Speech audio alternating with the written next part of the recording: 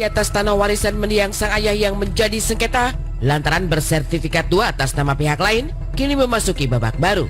Di tengah perundingan dan upaya mencari solusi yang belum mencapai titik temu, tiba-tiba tanah tersebut telah dijual secara diam-diam tanpa sepengetahuan Ashanti.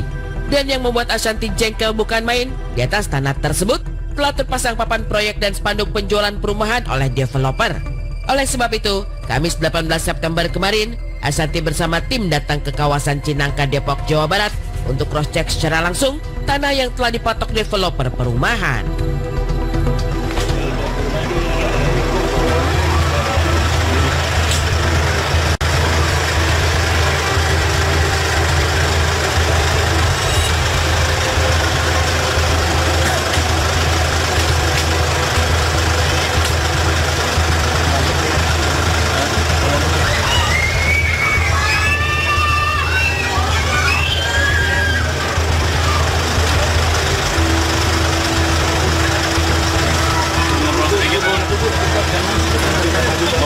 Jadi hari ini kita memang langsung datang ke tanahnya langsung karena niatnya sih harusnya pengen ketemu sama ya developernya atau apa gitu, karena mereka ternyata udah main bangun jalan, bangun juga apa, aku juga baru mau lihat karena aku belum lihat. Dan alhamdulillah tadi aku juga habis dari sini nanti akan ke mau videoin untuk dikasih ke yang lagi aku laporin, karena dia minta bener nggak bahwa mereka udah bikin jalan dan lain-lain. Tanah warisan ayah untuk Ashanti memang belum selesai urusannya dengan pihak kedua yang katanya juga memiliki sertifikat sama. Walaupun Ashanti mengaku memiliki data-data dan surat-surat yang valid, setidaknya istri Anang Hermansyah itu masih mencoba berbaik sangka dengan mengajak duduk bersama mencari jalan tengah terbaik agar kedua belah pihak sama-sama mendapat haknya. Tapi yang membuat Ashanti benar-benar kecewa, pihak kedua justru menjual tanah ke pihak developer perumahan tanpa izin.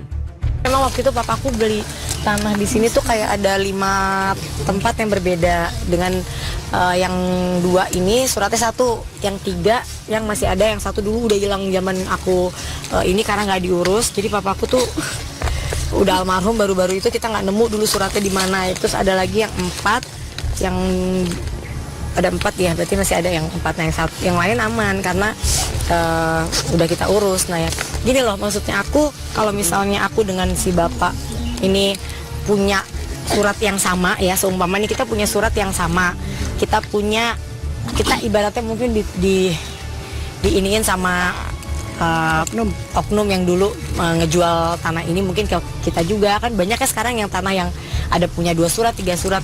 Aku tidak mau kayak oh itu punya aku, kamu nggak bisa dapat apa-apa, enggak.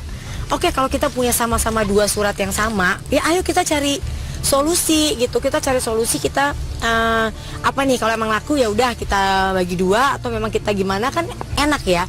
Kita sempat 2 tahun, 2-3 tahun malah lebih gitu, dari mulai papa sambung aku yang nemuin sampai kakak-kakak aku nemuin, ayo kita cari solusi Pak, gimana caranya. Nah, tapi tetap dia bilang iya nanti tiba-tiba udah dijual aja kemarin setelah bertahun-tahun mungkin tahan-tahanan. Terus dia tahu mungkin akunya sibuk, kayak pasti udahlah gitu ya, tapi ternyata aku nggak akan diem gitu.